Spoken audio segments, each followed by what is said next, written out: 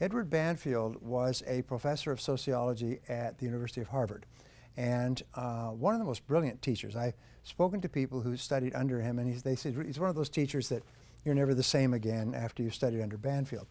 Banfield had a focus on why it is that some people rise socioeconomically over the generations and other people do not.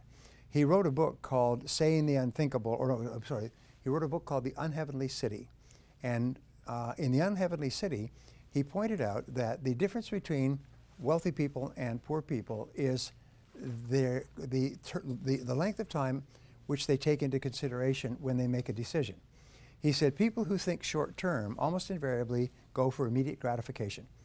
He said people who think long term think of all the ramifications, very similar to Kahneman's work, thinking fast and slow. So he called it long-term perspective. And he said people with long-term perspective, they think 5 and 10 years into the future. One of the marks of superior people is that they're long-term thinkers. They make decisions very, very carefully, and with decisions that are long-term in their potential consequences, they take a long time to make the decision. Days, weeks, they will buy all the time possible. So you'll find that all successful people are long-time perspective thinkers. They think into the future, and then they come back from the future, like we talked about future orientation, thinking about the future. They come back from the future and they say, what do I need to do today to create that ideal future? When I do strategic planning for corporations, which is a very interesting process, the first thing I do is I have them say, describe to me this company if it was perfect 5 years from now. And I've done this with billion-dollar organizations with all the key people around a table like this. This is the pattern that I use. And I'll say, imagine that a leading business publication, Wall Street Journal, Times, or Fortune, Forbes, was going to write an article on this company in 5 years. And they were going to send out their best reporters to fan out over the country. They were going to talk to customers and competitors and staff and people and suppliers. And they were going to come back and they say, OMG, OMG, this is an incredible company. This is a fantastic company. This is the best single company in its industry. And they're going to write an absolutely glowing, glowing story on your company 5 years from now. The question is, if that were going to happen, what would you want them to say? What would you want them to say? And we go around the room and we say, what would people say if this was the greatest company in the industry? Best products and service, incredible customer service, fantastic IT, great leadership, best place to work, finest working climate, attractive, best place for people to get jobs at, incredible marketing, great selling, very efficient, high profit, high stock price. Then we go around the room and it's almost like kids at Christmas. What would you like for Christmas? And every time I've done this, whether I do it in Russia with Sberbank, which has 22,000 branches and 165,000 people, or in London with Prudential, which has activities in 120 countries and $72 billion. Whatever it is, we have this almost like kids, and I write it down, write it down, write it down. I use it on flip charts, and I put it down, and then at the end, when nobody can think of anything else to say to describe this company, if it was incredible, I say, now let me ask you a question.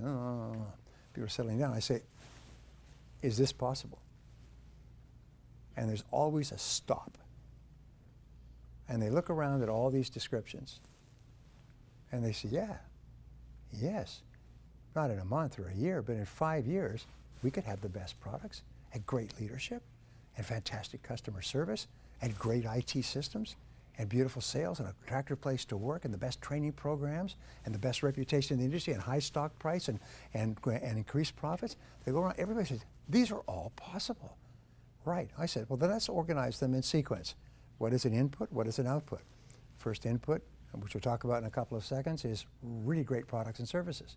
So that's something we need to focus on because that's going to determine sales, profitability, and stock price. So what are the inputs and what are the outputs? And that's how we go around and create a strategic plan. And then we just walk through, what are the operational steps that we'll need to take to achieve this ideal description of this company sometime in the future. And who is going to be responsible for each different area, and how will we measure success in that area, and what will the schedule be. And everybody walks out of the 2 or 3 days completely wired. And this process, which I just explained to you, which all of you can use, and you could even now probably teach it, really works like a dam. It is absolutely infallible. I've had companies whose goal was to double their sales in the next 5 years, and they increased their sales 500%. And they called me up and they said, you couldn't believe it. Our goal was to go from 20 million to 40 million. We went to 105 million in 5 years with this stuff, because now they're all thinking. And they're all thinking with great clarity, and they're all thinking long term.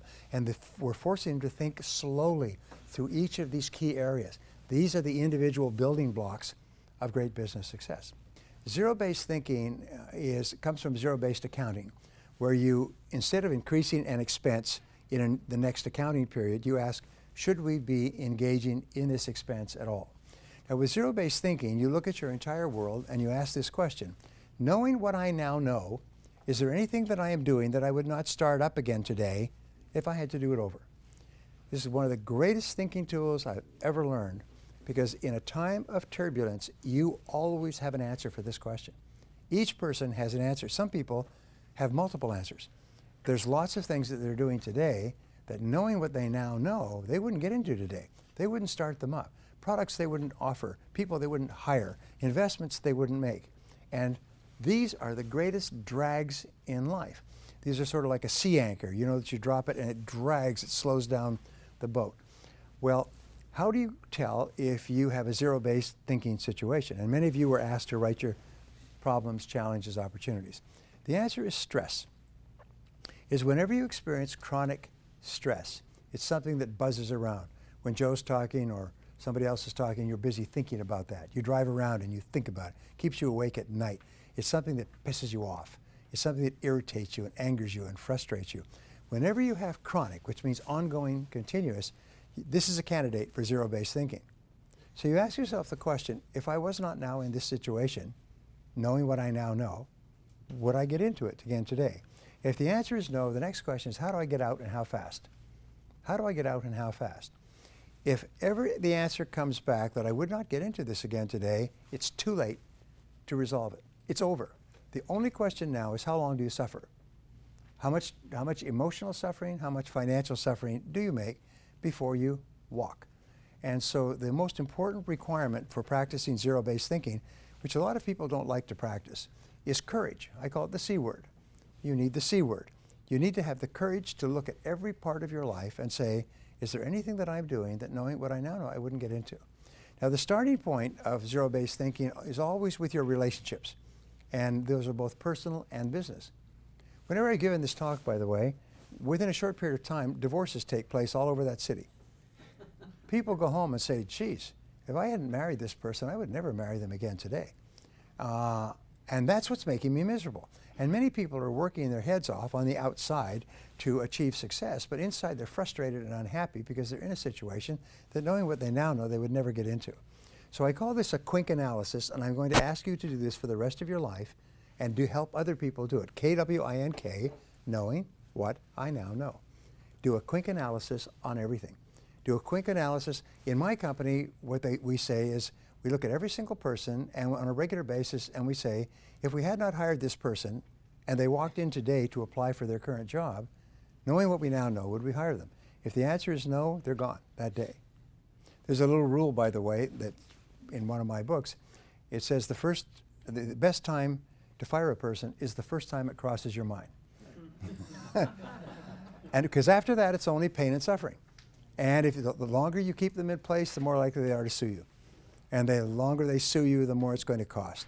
So therefore, if you find that you've made a mistake, belly up to the bar, have the courage to admit, I made a mistake, and cut your losses. There was a great book by an author called the Zurich Axioms some years ago, and it was Principles of Success. And anybody who's in finance has probably read the book, because a very successful New York financier. And he was talking about the gnomes of Zurich, whoever they are, and the rules that they go by. And he said the number one rule for success in business, personal life, is cut your losses. When you realize you made a mistake, bad investment, bad hire, bad relationship, cut your losses quickly. And what do they say in Las Vegas? You know, cut your losses, let your winnings ride. So in life, that's what we do. And the faster you cut your losses, fail fast, the faster you can start doing things that are much more productive.